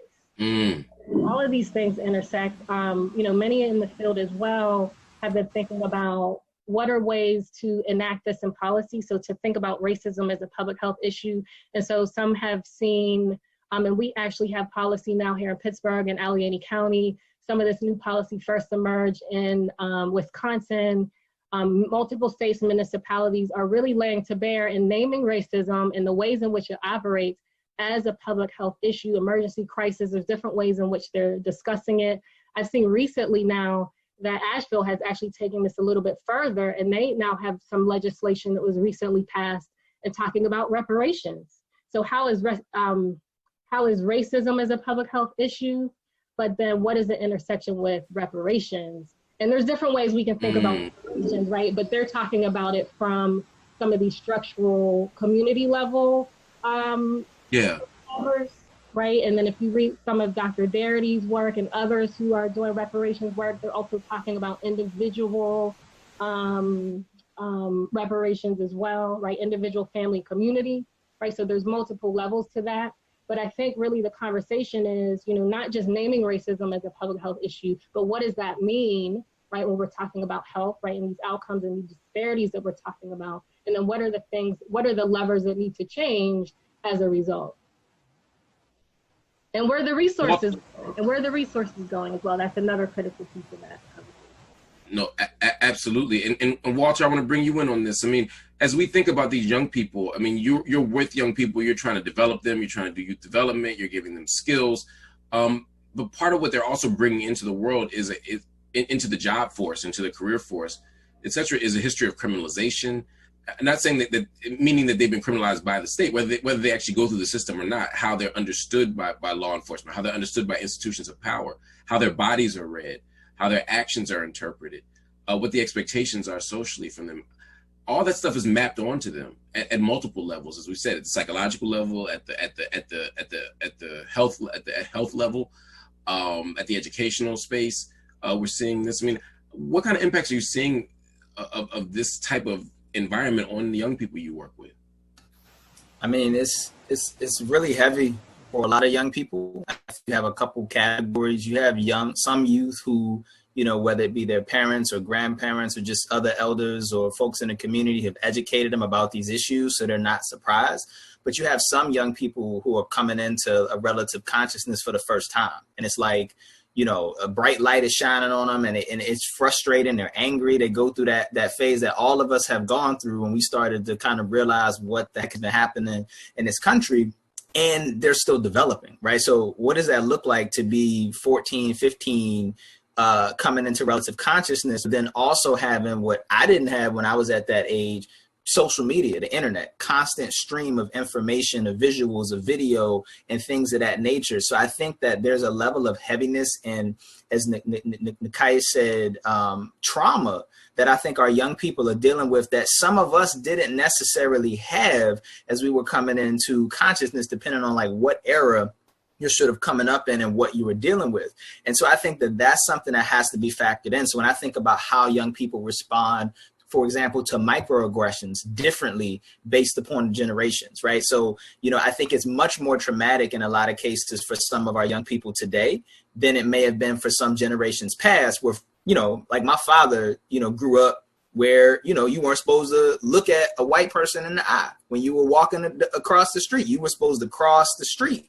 And so there is a mentality that you're growing up with that sort of thing. So you respond to microaggressions very differently versus if you come up with this expectation or this thought that we're supposed to be past that and then have to constantly be confronted with evidence after evidence of the fact that we're not. So I think that in addition to the typical job skills and all of that stuff, we have got to equip our young people with that level of consciousness to be able to deal with what they're seeing in society and making sure that they understand it's not all on you. Like there's some systems and some ways of being that exist in our world that has nothing to do with you as a person and what you've done, right? You don't have to do anything to be criminalized. You don't have to do anything to not get a job just because of your name or your race and things of that nature. And I think for a lot of different reasons, some of our young people have not come up with that knowledge. So I think it's important for any of us working with youth, whether it be as a parent or as a youth worker, as a teacher, educator, we have to equip them with these skills and this information to be able to handle the world that we all live in. Before we're going to go to question and answer in just one moment. I just need I want to ask one more question to Kelvin and Ronda. About the role of schools. What should the role of schools be in helping us address this question of state violence, this question of police-involved shootings, all the stuff that we're responding to right now in the streets? It's happening outside of school, but there has to be some relationship to schools. What should that be? Ronda, you want to go first? You can go first. Okay. Kelvin was stalling. Yeah. Also, because one of the things I was thinking about, kind of going back to Walter's point, is, you know, what are some of the ways that we equip young people with that consciousness of what's going on at a systems level? And I think some of the work, I just thought about We Are and some of the work that We Are does to instill that consciousness in young people that I think is important. But thinking about it from a school level standpoint, one of the things that we've done is we think is important to happen as kids come back to school is to hold conversations, hold space for students to be able to share and process all this going on with what they're seeing in the world, what's, you know, the deaths that they're seeing. I've had to have the space myself just to process these things because, you know, as we watch these videos, you know, those videos continue to play in our heads long after we're done watching that clip. And so I was speaking with someone who's a therapist, and they were saying, you know, it's the equivalent of having to walk past a tree where, you know, someone was lynched.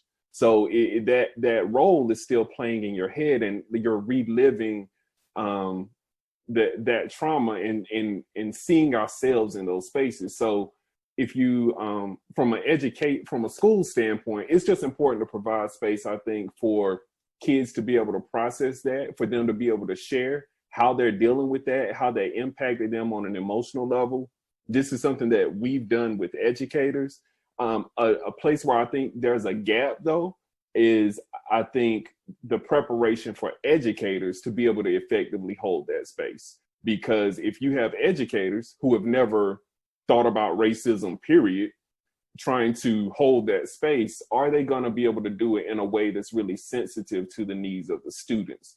And so you have to prepare educators to be able to do that and to do it effectively. But yeah, I definitely think it's a responsibility of educators to care for kids socially and emotionally, and to have that space for providing context for what we're seeing. But that also takes some support of educators who may not have, you know, that consciousness themselves. Yeah, and I'll just add that schools honestly have to shift our whole framework for how we do schools. We need to lead with an anti-racism framework. And I'm going to pull from Dr. Bettina Love and talk about abolitionist pedagogies. And that's how we have to shift the framework. In addition to preparing kids for coming back from the racism pandemic that's ongoing, right? And then dealing with the COVID pandemic, we need to be thinking about how are we going to have educational spaces that understand that this is how we need to move forward. Like not just preparing folks for the fall, but preparing folks for the future. Education has to adapt to anti-racism framework. And we have to do the work of educating kids to be critical, conscious thinkers through our nonprofit, We Are, which again stands for Working to Extend Anti-Racist Education. You know what, I'm gonna pause for a second because I'm trying to learn from Dustin. I needed to announce myself. This is Ronda speaking. I'm gonna slow down a little bit. I'm trying to learn here and make sure that the sign can catch up with me, but this is Ronda. It takes a minute to learn to shift, right, those practices, but I thank Dustin for constantly being the model, so I'm gonna slow down. But what I was trying to say is that through our organization, We Are, which stands for Working to Extend Anti-Racist Education, we provide anti-racism training in an out-of-school learning context for children. So we have camps for kids, anti-racism camps for kids in rising 1st through 5th grade. So we have one camp, a week-long camp for kids in 1st through 2nd, and a week-long camp for kids in 3rd through 5th grade. And we use a literacy-based approach, having age-appropriate books that help kids think about race, racism, skin color, activism in very concrete ways. And I'm saying this because we did it in our camp. It can definitely be done in schools. So in this camp and in this space, this out-of-school learning context, we're using books and activities. We're pulling in videos, excerpts from documentaries. We're pulling in art. And we're helping kids learn about race, racism, and skin color. We have 1st through 2nd grade kids talking about systemic racism. We have 1st through 2nd grade kids talking about police brutality, the Black Lives Matter movement, and understanding how racism is structural, because it's not just treating people unfairly, it's also how segregation was a law that prevented the people in this room, in this camp, the black and white kids can't even be in the same school. So we know that young kids have the ability to understand and process it's racism and white supremacy. We have conversations about white supremacy with these young kids in the context that they can understand. And so while I'm advocating that schools have to shift to an anti-racism framework, to an abolitionist teaching pedagogy, it is possible because we have already done it. And there's other organizations out there as well who understand that young children are making sense of race and racism from very early ages. And many of them are not getting the experience in schools to learn about, to challenge and push back. And so I believe that education has to shift to an anti-racism framework and better prepare kids to make sense of the world. Brother Derek, This is Dustin. I want to hop in real quick, just like piggybacking off of what Ronda was saying. Is like a part of that anti-racist framework in the schools has to be the removal of police, right? Like in Pittsburgh alone, the mayor, since he's been in tenure, William Peduto, has increased the police budget $39 million. So the work that Walter does, the work that Dr. Wallace does, like those funds could be directed towards that, right? We also have the Allegheny County Jail, which is situated in Pittsburgh, that we were successful activists and organizers in decarcerating 600-700 people, but the disparities went from 50% of them being black folks in prison to 75 to 80% of those people being black, when we're only 13% of the county population. So those are also people that will come back to our communities, right? When we're thinking about COVID and how that spreads. But one of the models that I would look to is Woodland Hills School District, a place that has had like a concentrated violence, a place that has one of the lowest air qualities in the nation. The development of disability is at super high rates. But in 2015, we started organizing around to get police out of schools. And it wasn't until last month where they actually cut the contracts with police in schools. And now they're instituting therapy, not only for students, but also for educators as well. And there's other things that come along with that. But one of the big things about this is the schools functioning as carceral spaces as well. I go in between kid jails, which is Schumann Detention Center in Allegheny County, the state prisons, federal prisons, and the schools. The bells are similar. The command and control get to the class right now. We lock the door. You need permission to go to the hall and to the bathroom. Like all of those type of things are mimicking what is happening in prisons. And that's a part of like reframing how we actually do education. But where we could access those resources is through the police department. So when we're talking about the funding it, we're not talking about taking a little bit of it away. We're talking about defunding it to the point where there's absolutely $0 going to the police department. And then the money is actually put into communities where we're able to be empowered to actually care for each other rather than police each other. Real quick, we're also teaching, this is Ronda, we're also teaching young kids about the school to prison pipeline and helping them to understand the role of what school resource officers or SROs in schools are doing and how they, how that presence contributes to how their friends who've made a mistake, like young kids make mistakes. And well, let me say black kids, black and brown kids are making mistakes and they're being criminalized for them in a school context. And so that's the thing. No, that's an important point. I'm gonna pass this over to Derek, who will handle some Q&A from the participants in this session for the remainder of the of today's session. Yeah, Derek. Thank you, Marc. I appreciate it. So very happy to join you all from the West Coast, coming from Palo Alto, and the discussion has been so very rich, and I think.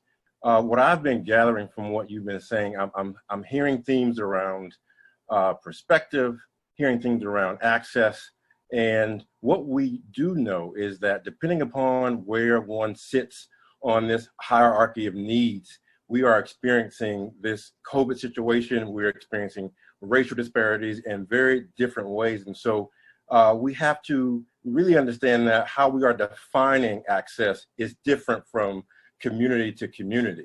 And one of the questions I want to begin with is this, and I'd like for a few of you all to answer this. There were conversations, because each of you either represents an entity or represents a particular field of study or profession. Prior to COVID, with whom could you not have a conversation because the experiences were apparently so different? And now that COVID has given us somewhat of a shared moment, who now can you speak with, and with whom can you have a dialogue that it was more difficult to do so with prior to COVID? So what kind of opportunities have been presented to you? And anyone can jump in, but I'd love to hear a few of your responses to that. This is Timothy, and it wasn't not being able to have conversations, but I'll say because of COVID, being able to have more critical conversations with young adult children, like the early 20s. I think there's a lot of emphasis on K-12. And even when the question was asked to Nekiya about how she's feeling, so being confined and having those conversations with that Gen Z population who really have been struggling with how they are supposed to feel.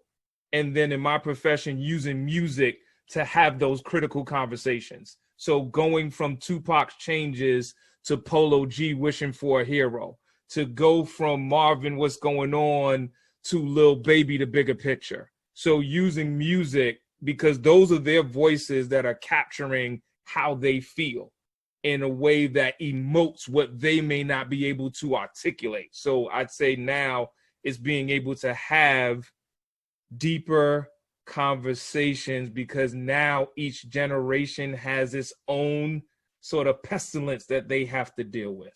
Right, right. Anybody else want to continue that or expand that idea? If not, I'll go to some questions from our audience. To continue what Dr. Jones was just saying, callers and respondents are asking, what about this idea of critical consciousness, and how have you all been able to teach that and develop that? Again, this is Derek chatting, but teaching critical consciousness, are there some specific exercises? You mentioned the music bridge between the Marvin Gaye and the more current, or the Tupac and the more contemporary. How are you doing this in your spaces from a curriculum point of view, from a conversational point of view, from a practice point of view? How are you making this critical consciousness real? So this is Walter. I can jump in first. One of the first things I think is the orientation with trying to develop critical consciousness. I think the first piece is that, what we're really trying to do is get people to think, right? And to like look at the world, analyze information. It's not like we're just trying to dump specific facts into your brain or get you to adopt a certain position. Because to me, at some point in time, we all going to be wrong. And when I'm just imparting facts into you, when I'm wrong, it disrupts your whole paradigm, and we haven't given you the tools or encouraged the kind of thinking that allows you to continue to grow and evolve. So I think the first piece is that sort of paradigm that you teach from, that I've always sort of led from in the teaching that I do. And then I think from there, it's really just, we try to ground it in a lot of context. So like Brother Tim, I've done a lot of teaching through hip hop and sort of analyzing lyrics. And what's interesting is you take a song that, young person may not think is a sort of conscious song. It's not supposed to be, but you can still analyze it to develop the questioning that allows you to get students on the path to begin to look at their environment and to watch the news or to read things and to be able to pick up things for themselves. And I think it's really that notion of, we talk about teaching a person to fish, right? Like that is ultimately, I think, what we're trying to do as young people develop critical consciousness, because Tim spoke about it. Each generation, we all have our role to take up, right? If we're going to be about the social justice work. And eventually what we're trying to do is to get young people to take ownership over sort of their leg of the journey and of the race. And at some point, they're going to have to contribute just as much as those of us who are imparting or attempting to impart and develop critical consciousness in the young people. Let me pivot a bit here. There are some parents who are also with us, And one of the questions that they're raising is this notion of a choice that's unfair. You've got parents who are having to make critical decisions around their economic survival and the financial stability of their own homes. And then there's the choice of sending their children to school. And what really is positioned as a choice for them, they're saying, if I don't do one, then I can't do the other. And if I do the other, I can't do the other thing. And so they feel like they are pinned between two very, very, very rigid positions, and they don't know which way to turn. And so they're asking, how do you help them process these decisions?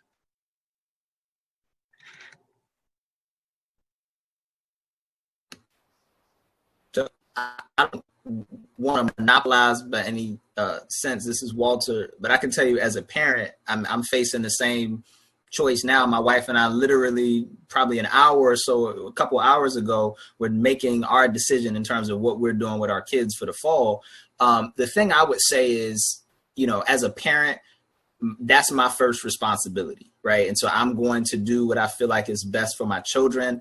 I recognize that as the leader of an organization, that gives me a certain kind of privilege. I can set policy within my organization. And one of the first things we did was we realized, we never had a work remote policy before, but people were getting the job done. So that is normal for us. And I've encouraged a lot of my colleagues to do the same in their places.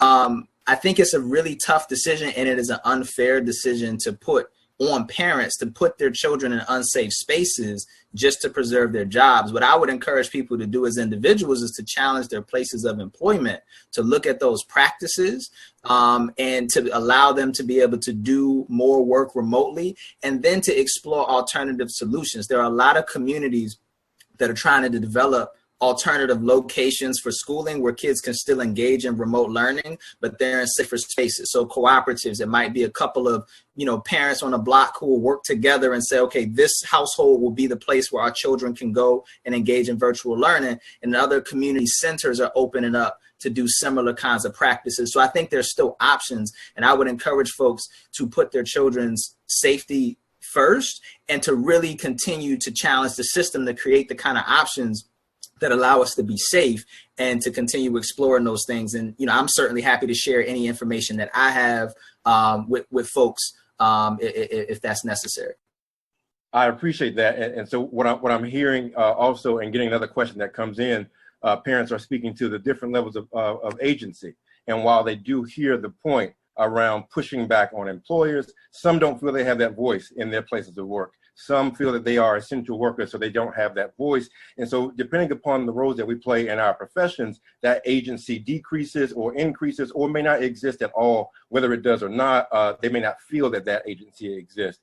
And so going to a couple of questions that center around this question of, even though COVID has taken us out of schools, taken children out of schools, perhaps to think about in the framework of Dr. Bettina Love, schools for some children have been these spirit-killing spaces.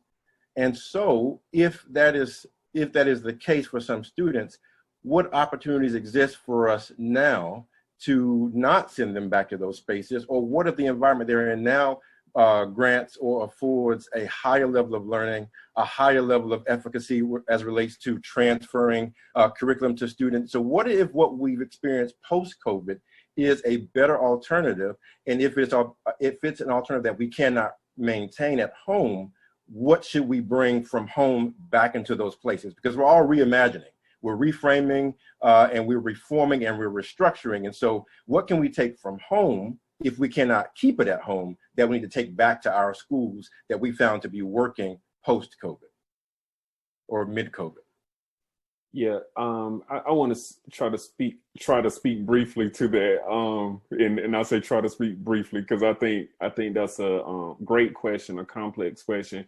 Also, kind of going back to what Walter was saying about the previous question. I mean, this is just a very difficult situation with COVID, with kids being pulled out of schools.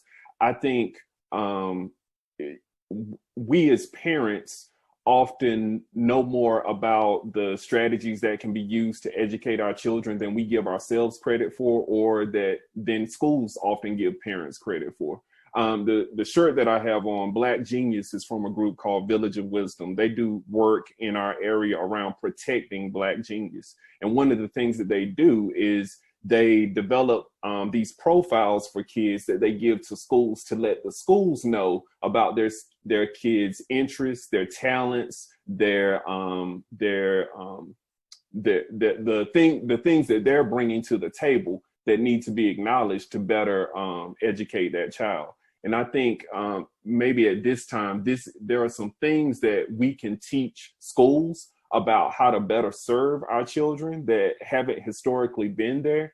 And we really, I hate to put the onus on parents to make those things happen. I think on the other end, we as schools need to be listening to parents a little more about what they know about their child, about the skills that their child brings to the table, and just our attitudes towards student voice, really hearing from kids about what they're interested in, the reasons they want to be educated, the impact they want to have on the world. I think if we make school a space where we're really hearing from kids and really valuing their voices, then we can make something that's a little more responsive, a little more affirming, and you won't have this as many of the situations that Dr. Love speaks about, where kids are entering a space that's damaging them spiritually or academically when they go into school.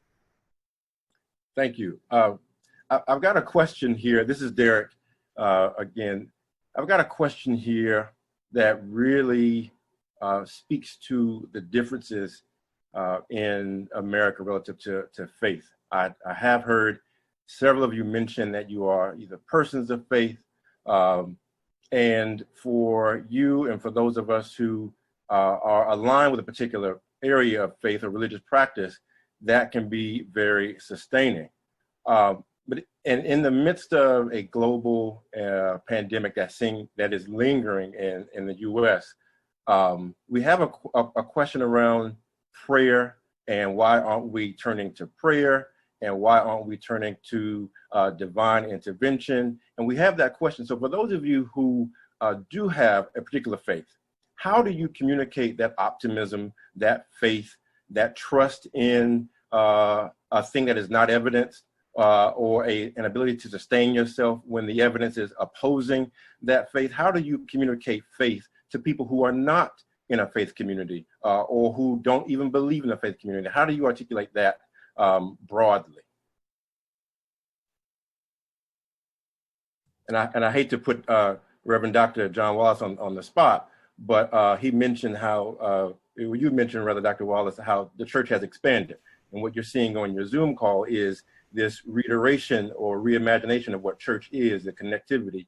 And so I wonder if, between Dr. Wallace and others, how are you sharing your optimism with those who have either felt broken by the current situation that has been exacerbated by COVID, or those who just don't have a faith walk or a faith tradition that they have? I think historically, the most powerful message we had is our own story. And so when people ask, how are you doing, or how are you maintaining and so forth, I think the key is to be honest and to be real, while at the same time to, if you are experiencing an optimism, to express it and then to express why. But again, you know, I'm probably the person with the least credibility in that space, given I'm the quote unquote paid professional, I suppose. But for people of faith who are just quote unquote regular people, I think, at least in my church tradition, it was the testimonies. And, you know, it was Monday night, Sunday night, Wednesday night, Friday night, you know, folks testified and they told and shared their own story. And when you think about where our people have come from and how, in spite of what we were going through, there was this sense of hope, and that tomorrow could and would be better, and that there was always going to be a way out of no way, and those sorts of things. And we see the evidence because the privilege that many of us have now is rooted in the realities of our parents and our grandparents and folks. You know, I don't know about you, but my grandfather's father was a slave. And so when you think about how few generations ago that is, and for me to, you know, have a PhD and be a professor and be able to sit somewhere and have a conversation at 2 o'clock in the, what time we started this? 2 o'clock in the afternoon from 2 to 5, to be sitting somewhere chilling. Listen, my people would have been at work right now. And so we have opportunity that is unbelievable, standing on the shoulders of those people who were people of faith. And so I think for us to remember our own history, but to also then give and share our own testimony of where we've come from. So I think my generation, our task in many ways is to make sure that we're not ashamed of what we've come from, nor do we fail to share that, but to tell our own stories and to remind people where they've come from themselves. So I appreciate that. Really quickly. Can I really quickly just chime in to that? Yeah, just one quick session. If Okay. you stay on, because we're almost at the end, if you're available to stay on, could you please give me a thumbs up? Because we're going to probably go beyond our close time. I just wanted to check in really quickly. Okay. All right. Thank you so much for that. Go ahead, Dr. Jones. Piggybacking off of what my brother said, the scriptures teach us that faith without works is dead. And so in this season, it's about our works being the exemplar of our faith. It's also understanding that the scriptures talk about nations being judged according to, when I was hungry, did you feed me? When I was sick, did you come visit me? So it's about us showing our faith in action, but also leaning on understanding that he who wins souls is wise. So Jesus spoke in parables when he was on earth doing his ministry. We need to be able to take the real life happenings of the day and be able to correlate that into a message of the gospel that relates, so that it's not about, I'm telling you exclusively something that happened 2,000 years ago and telling you to put your faith on that. It's using that as the beginning, but then showing you how this is a living approach to life. And so that's really what it is. I appreciate that. Go ahead, Ronda, please. So this is Ronda. I'm not a preacher, but I did preach a sermon about 2 Sundays ago called The Irony of Independence, a message on anti-racism for such a time as this. And so I pulled from Esther, specifically chapter 4. And the key verse that I keyed on was 14, where Mordecai was challenging Esther to understand that she's been put in this position for such a time as this, elevated to a position of power for such a time as this. And so during these times, we have to rely on where scripture teaches us. And so I feel like God has prepared each of us in certain ways for such a time as this to show up, oftentimes in action on behalf of others, to use our power and our privilege to be disruptive, to use the power that we've gained through intellect, right? A lot of us have PhDs and MDs and EDDs and master's degrees. And how are we using our power and our privilege to be disruptive for such a time as this? And so I think we have to use our faith to stand on what's already happened, what God has already done for us over the years, to remind us that he's still here, he's still doing those things, and returning to scripture to help inspire folks. And also there's something to be said about hopelessness, right? Hopelessness, there's power in hopelessness. And I don't want us to dismiss that, because sometimes when you have nothing left to give, it will also bring you closer to your faith. It will also spur revolutions when you have hopelessness. And so I don't want us to, as my spiritual advisor, Reverend Dr. Fatima Saleh, would tell me, there's power in that hopelessness, and don't be so quick to rush away from it, because it could motivate us to do things we had never tried before. I so appreciate that. This is Derek again. Dustin, are you ready to jump in? Yeah, could I jump in? I think the Terps are switching too. Say again. Yeah, so this is Dustin. Like, one of the things I think about is not only faith in whether it be God, Jesus, Allah, but also faith in what the people before us have done. So kind of as Rhonda touched on, is I think often about, like, I'm plantations while doing work, people singing in rhythm and singing song. And that song and that rhythm is to not leave anybody behind. And like those type of practices, we could carry out in the work that we do today. And I also think about accessing faith and like having conversations around it, not as like individuals and it being just like that spiritual connection as individuals, but what does it look like collectively? And then what are we actually taking from it? Like I'm thinking about stories of Jesus is not somebody that's just a carpenter, but a tecton. So somebody that is like actually knocking on doors for work, and is very poor and is leading and with poor people against the state, right? And not just to like say like, okay, we want the state to stop doing this thing, but we want to actually destroy the state and its oppressive apparatus, right? So thinking about like the revolutionary teachings that we can pull from that to convert it to what that looks like today, Black people who probably look like Jesus, right? Whether it be here or in Palestine, and what we're resisting against and how that's very similar to the faith that we've learned, right? I really appreciate that. I'm going to pivot just a bit by I think about what you all said, and I'm thinking about what Ronda said. The church or the faith or the discipline has to be palatable to those that we intend on helping, those that we intend on serving, and with whom we are in communion.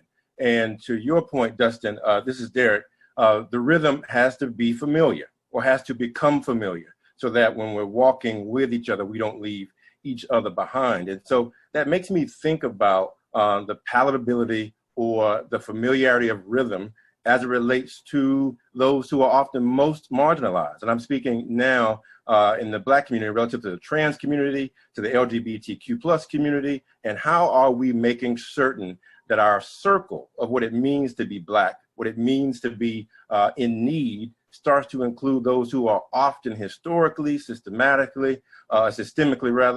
really pushed toward those edges of society. And I'm thinking about you, Dr. Mendez, in your work with epidemiology. You already talk about the cracks that really have become ravines that those who are on the edge are already falling through. So I think about that question to you, but also to anybody else who may answer, how are we really bringing resources to the edge and redefining our work based on bringing those people, those groups, those identities to the center? Absolutely. So a lot of work around public health critical race praxis is exactly that, centering on the margin, so centering those who are more disproportionately impacted in everything we do. So when we think about, just from a public health lens, the way in which we not only address the COVID crisis, whether that's from, both identification, mitigation, all these things within the specific public health realm, for the most part, we haven't done that, obviously. That's what's led to what we see now in terms of inequity, but that's what was sort of the precursor historically to what we're seeing now. And we can, obviously see this in all types of sectors, even beyond the public health realm and how they intersect. That is, essentially should be the central focus and the way in which we move this work forward, but that obviously has not happened. When we think about even the ways in which we prepare, and we've talked about education primarily in K through 12, but we think about folks within the field that we're preparing to do this work, both from an undergraduate level and graduate level as well.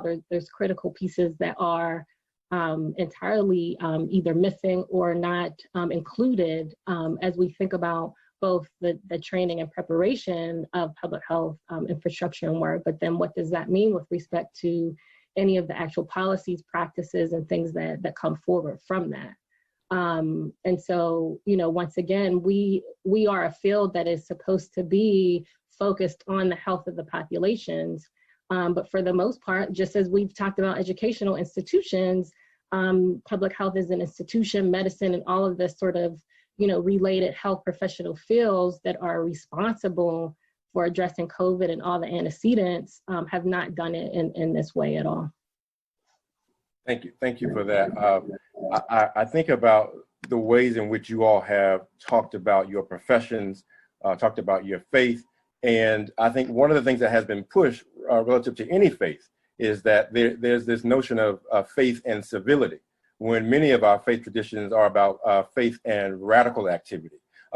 Jesus spoke to those who were in the margins or in the corners or those who were overlooked and used those persons. And we see these stories throughout many traditions and many religions. And so I appreciate this notion of how do we radicalize. And so how have you all thought about bringing the radical? Because we got a lot of questions about defunding police. We've got lots of questions about the relationship between what schools don't do, which requires an increased presence of police. And there are some questions about that direct correlation around what schools don't do or cannot do or aren't doing, and the presence of school resource officers and police in our schooling. And so as I think about radicalizing in this moment that we're in right now, because after Katrina, we saw a drastic shift in what schools look like in New Orleans. And now that we have COVID across the country, let's think about what was seemingly radical pre-COVID that we should really now be pushing forward as a way to reframe and restructure our schools in particular, and particularly as they relate to public safety officers. Derek, I'm gonna have to apologize, but I'm gonna have to jump. Gotta head to the next meeting. Thank you. Thanks, everybody. You, we appreciate everything. Thank you. Thank Bye-bye. you very much. I would say that this is Timothy. I would say we have to really begin and reevaluate and redefine what is community. That we were operating in a place where the school was literally dropped in and was supposed to save the community. So now when those doors open back again, your Parent Teachers Association can no longer be fundraising via candy sales for the pep rally and the football. They need to be sitting at the table making decisions about every aspect of that school. Community organizations need to be there. This whole false notion of separation of church and state, like that community needs to be able to come together with your health professionals, individuals who may be involved in security. So it's like, how do we protect not only our babies, how do we protect our community? And so that has to be that radical approach to what schooling looks like. We have to stop passing the buck based off a prescribed expertise. You may have letters behind your name, but that person who runs the corner store may be the best teacher in the community because they're the griot. You need to bring that individual in. So we have to think radically and stop trying to be revolutionary, still operating in the box of the oppressor. Thank you. Yeah. As we get ready, Walter, you want to jump in on that? Yeah, I was just going to build on that. You know, honestly, the thing that's been most frustrating to me, and Nekiya talked about some of the slow response from, you know, like our school district. To me, it's the failure to innovate. I think that's the thing that we'll look back on this situation years from now, and that'll be the thing that we'll all get hung up on, right? And so what Tim is talking about is innovation, right? And radical shifting, you know, blowing up, destroying, tearing down, whatever, but totally looking at systems differently. And the reality is we have an opportunity because, you know, heretofore we had to deal with, well, we got to have clearances and all of this stuff to get people into the building, because now we put all of the programs into the building. Well, if kids are learning from their households, you have an opportunity for that brother or that sister, whomever is running that corner store. If they're the best teacher, it's easier for them to come in and be a part of the educational, you know, experience for young people. Are we exploring that? Now, I mean, we could look across the country, and maybe Ronda is doing some sessions in Pittsburgh for Pittsburgh young people because, you know, she's an expert at what she does. There's all of these opportunities that we have right in front of us. I mean, literally, I'll just pick on Tim. Tim is doing some hip hop education work with young people in Pittsburgh right now. And so we have these opportunities that are before us, and it's really on us to like take full advantage of the moment to reframe and no longer be constrained when we talk about what does learning look like. Nekiya, I'm going to go to you. This is Derek speaking. What I'm hearing is anything is possible. That we have to really break outside of boxes, break outside of traditions, and break outside of pre-existing definitions and roles and responsibilities, and really reimagine all of it. Reimagine the conversation and reimagine who is at the table, if there's a table, or what we build in absence of the table. And so Nekiya, whose birthday I believe is Sunday, and I think her graduation is also coming up on Saturday, will you lead us in a conversation as we close? If schools start tomorrow, what conditions should be there? And thinking about this in terms of the most marginalized, give us a few things that need to show up in school. They can be abstract or they can be concrete, but I'd like for you to start us off with that conversation. If we're starting schools in 3 weeks or 6 weeks or 6 months, what needs to be there when we get there?